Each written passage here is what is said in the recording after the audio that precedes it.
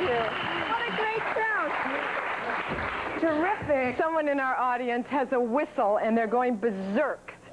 we encourage that here. Hi, everybody. I'm Linda Dano. Hi, I'm Dee Kelly. Welcome to Attitude. To the Bee Show. Yes, we're buzzing bees today. That's what everyone is saying. Yeah. Now, beware of diet plates, everybody. Did you know that often diet plates in restaurants and things have more calories than told you think? you that? Well, this is our host chat. They, the almighty they, tell us that. You're doing this because I'm doing a 4-part series this week on dieting. So she's giving me her tip. Is that You it? know what? Actually, you know when you go to a restaurant and they have hamburger, cottage cheese, Jell-O, and all these I things? like those. They say, and we'll hear today who they are, it's not a good way to diet, that it's actually not a good way to diet. Because the Jell-O's so fattening. Yeah, well, we're going to find out why. Especially with the whipped cream that I asked to put on it. I do too. Well, we don't have the answer right now, but we're going to have to watch in Linda's segment because we're going to find out from this man that you have today on the Dr. diet Miller. segment. Right. We're going to find out why that isn't good for us when we thought it might be. It's actually a series that says, oh, hi, Dr. Miller, there he is over there, on don't diet. That's his theory, and he's going to try and show all of us how we can get off these silly diets and just eat right. I think that sounds good. Yeah. Less stress. Yeah. And then Mariette Hartley is here, who is a friend of yours. I love this lady. And I She's can't just wait. great. We've just met, but she seems lovely, and she has a new video out on how to intervene, how to help someone who is drinking that you love to stop. Okay, that's good. Yeah, you'll like her a lot. You'll like her a lot. I'm looking forward to that. And because summer is here, sort of, or at least it looks like it's here, we're going to do a summer preview. The second half of the show, we're going to do swimsuit makeover. Yeah. What does that mean? Yeah. You go, yeah. you look I great have to tell you something. In the sheets that we get, it said swimsuit makeover, and we have some very brave ladies who are willing to model. And they said, and Linda, you will be the last one, as I was choking on a banana. I read that. No. And we're going to do windsurfing. No. You're not? No. Okay. Not even when we windsurf. I'm not going to be in a bathing suit. Are you?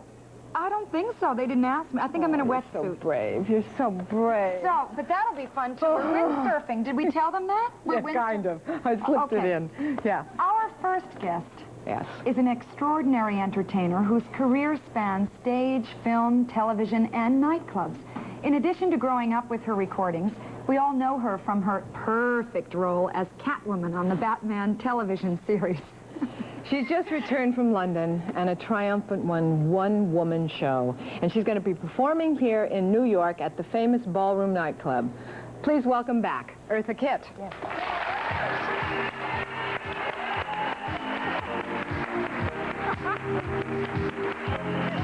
Hi, Eartha. Lovely guy, Eartha.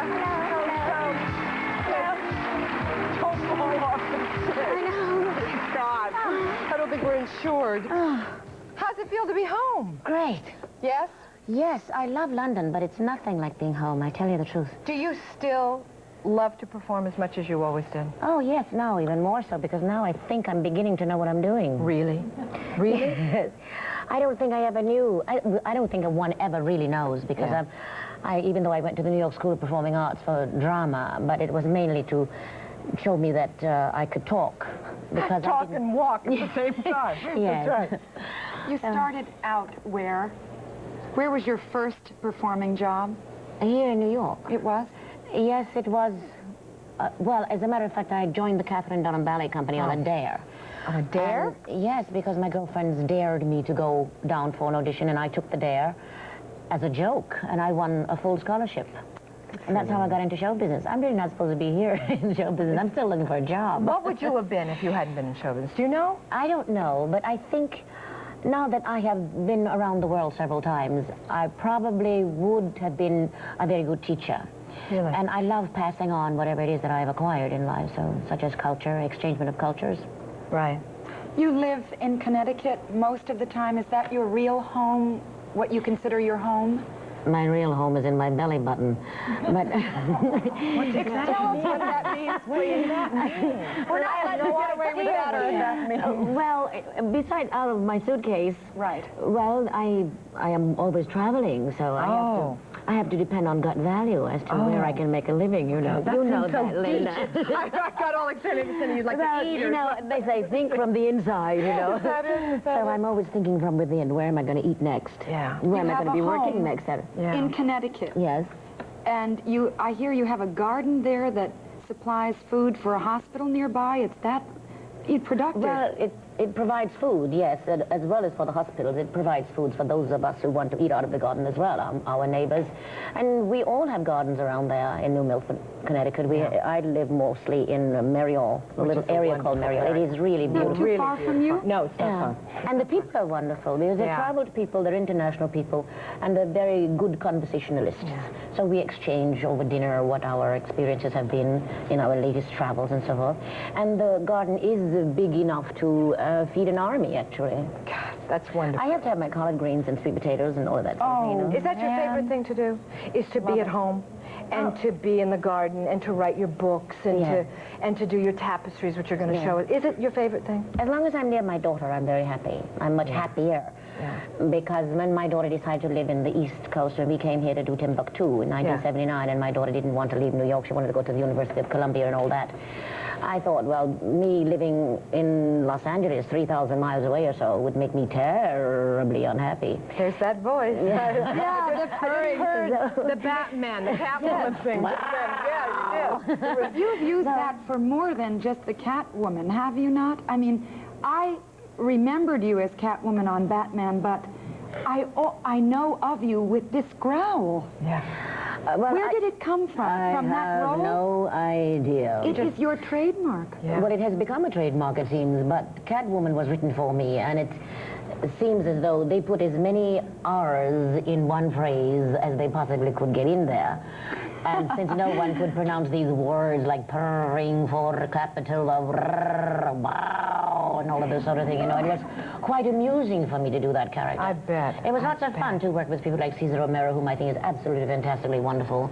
And guess who was Catwoman's lawyer in the segments I did? Pierre Salinger. Is that right? I didn't know Yes, he that. was wonderful. All they had to do was sit him in front of a camera and he became an actor, as all politicians are. Yeah, they are, I know, yeah. You know, you have been passionate about things always, as long as I can remember. I mean, we know the days with Lady Bird Johnson and that whole thing. When you look back on your life, and I know you're still passionate, do you think you would do the same things all over again? Would you stand up to the president's wife, or would you stand up for something you believed in? You have to. Yeah. As long as you do it in a civilized, good manner way. Yeah. Which is what the situation was of that day.